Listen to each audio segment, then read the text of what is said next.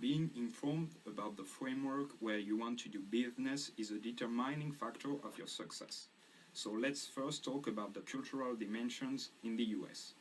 Americans are likely to react if someone shows too much power, even if the distribution of wealth in the society is quite unequal. This is linked with a strong individualism rate. Indeed, within American organizations, hierarchy is established for convenience. Superiors are accessible and managers rely on individual employees and teams for their expertise. Both managers and employees expect to be consulted and information is shared frequently. Hence, each worker has a high degree of independence. This dimension is also linked with the third one, masculinity. The score of the US on masculinity is high at 62, and this can be seen in the typical American behavioral patterns. They often act to be the best, and money is the main indicator of success in the American society. The score for the uncertainty avoidance is average. It's 46. The fact that Americans tend to be fairly tolerant of innovative ideas or opinions from anyone embodies this score. You can find both progressist and conservative ideas in the US. Considering the fifth dimension, Americans are more likely to adopt a short-term orientation. Indeed, individuals strive for quick results within the workplace, sometimes at the expense of the relationship. Creating financial value without wasting time is the main aim of most companies. Finally, the US can be considered as an indulgent country since a lot of people think that they can control their fate.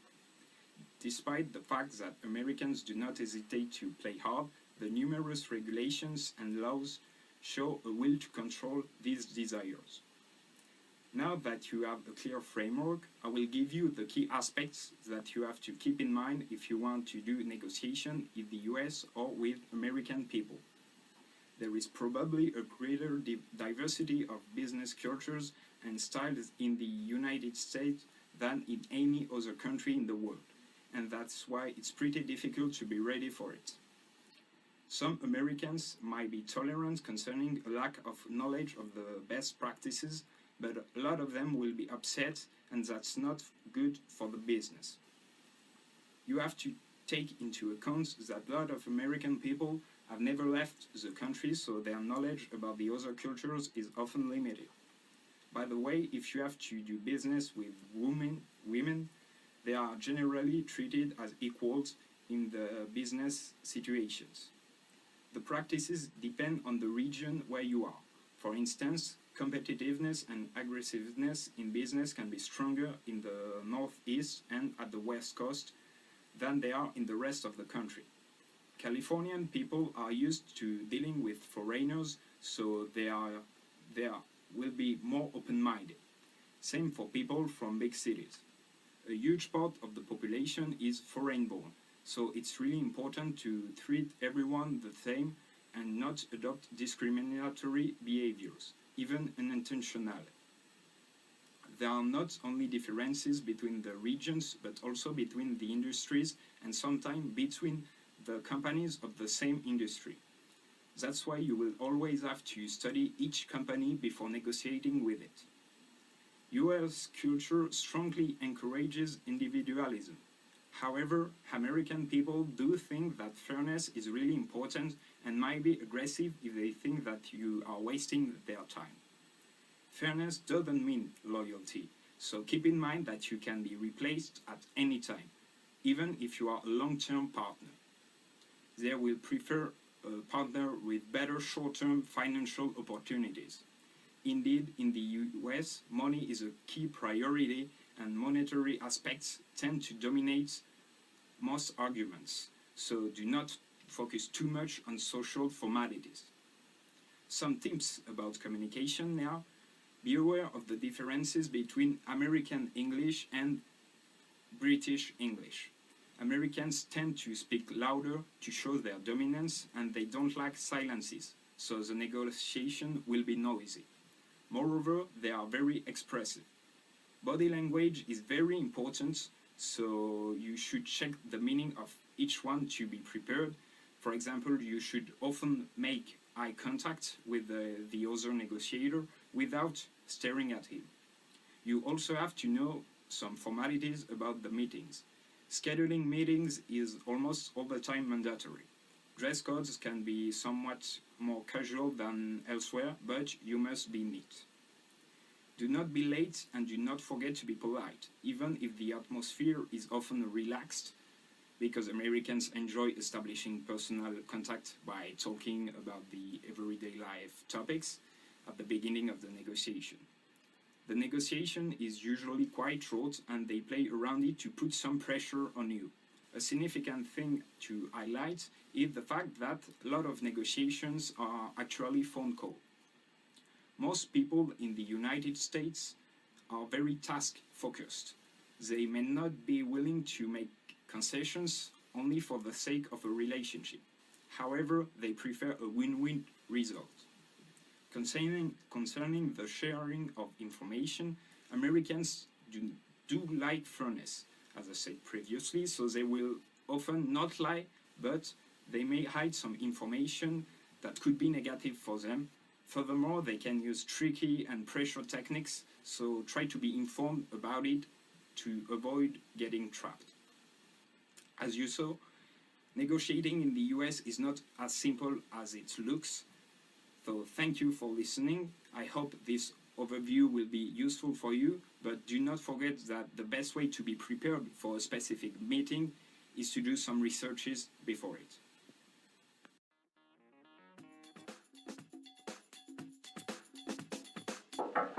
Come on in.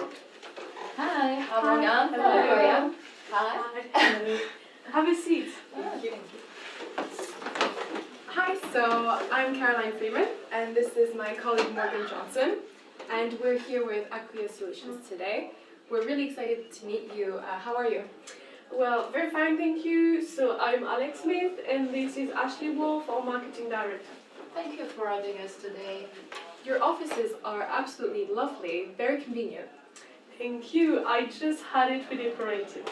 Oh, it's great. It's also a great location. I have been here before, actually, to a Taylor Swift concert. I brought ticket from your website. Yes, we had a look and it was really easy to use and we loved the layout. We would love to work with you to improve your website management and to help you acquire more clients. So, tell us a bit about what's working well in your website and what your clients are happiest with.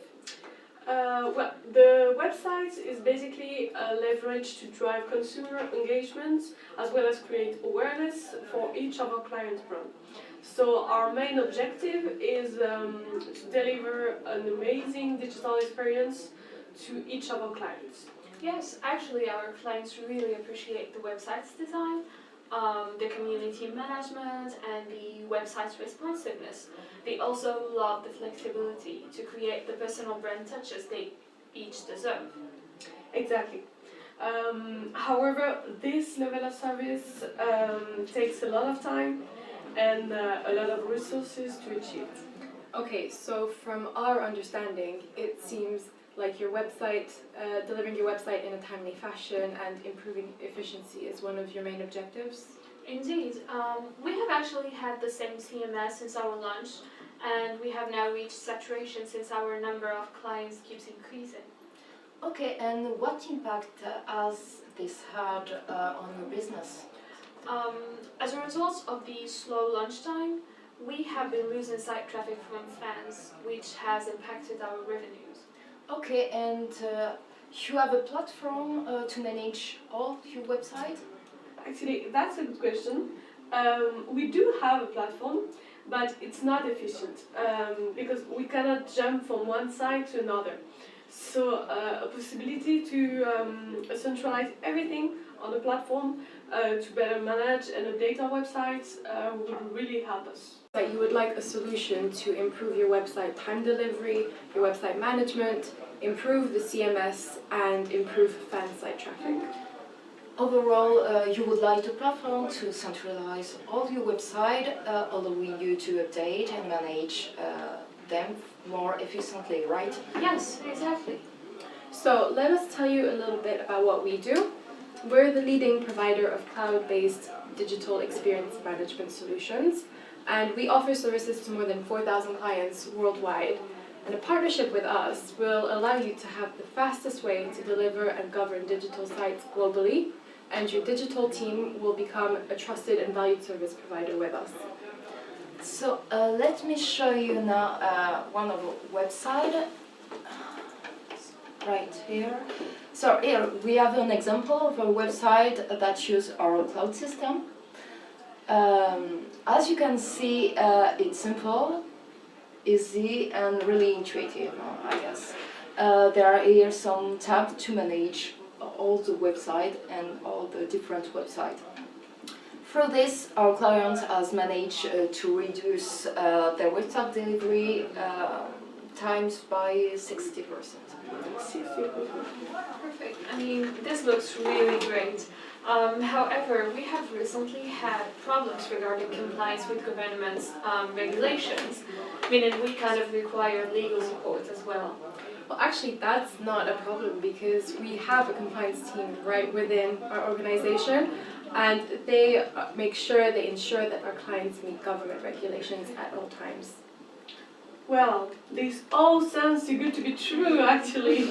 I'm assuming this service is pricey because we have budgets that we need to respect. So we are not totally sure that you are within this budget. We completely understand, and actually our services are customizable, so our prices will vary from client to client and project to project. So what we can do for you is we can go back to our offices and we will discuss with our team what we have just discussed today, and this way we'll be able to provide you with a quote according to the services that you require. Indeed, we are more expensive than our competitor. However, we offer an excellent services, far better than them. We actually brought with us today some client referrals, right there. They're expecting your call and they're more than happy to answer any question or concern you may have and share their experience of our services with us. And we're in New York until next week, so I suggest that Morgane and I will contact our team back in Denver.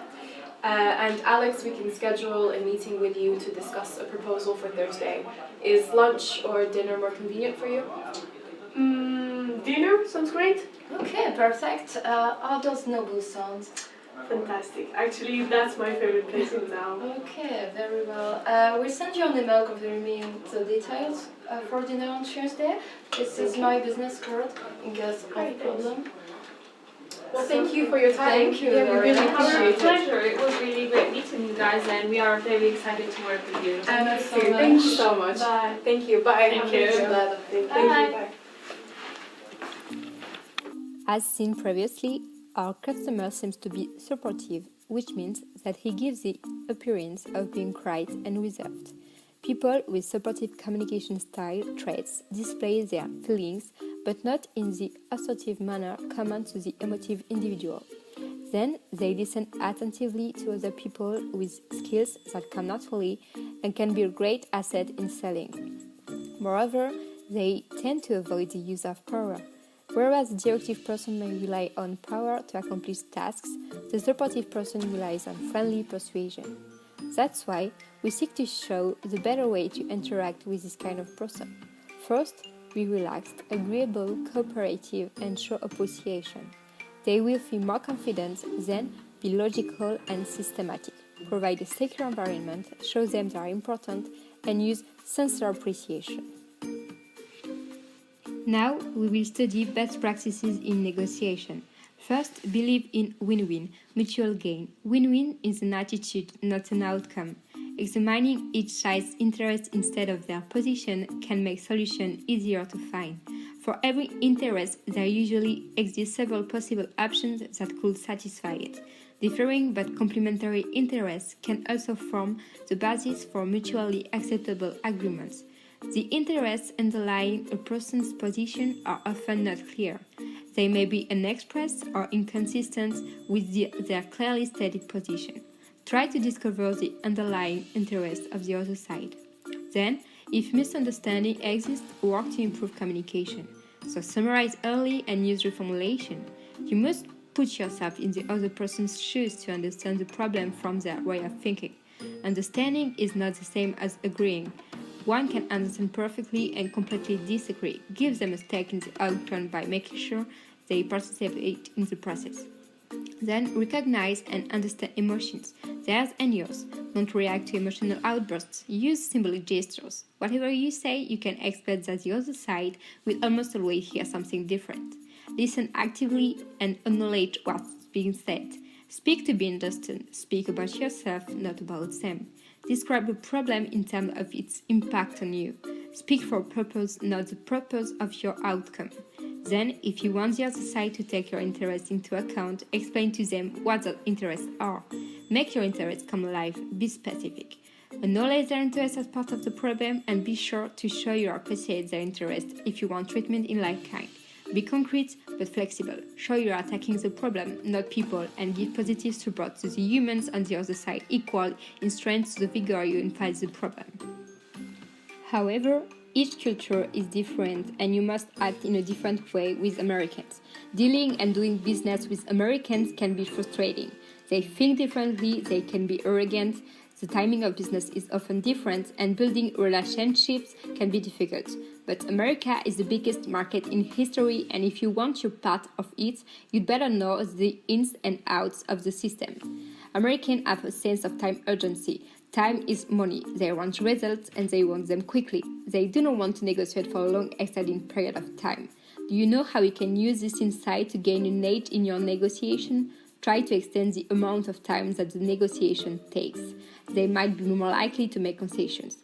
Then, Americans are informal. You might expect Americans to dress more formally for negotiation, but they probably won't. In the land of casual Fridays, formality is not as much of a priority as it is in other cultures. What should you do?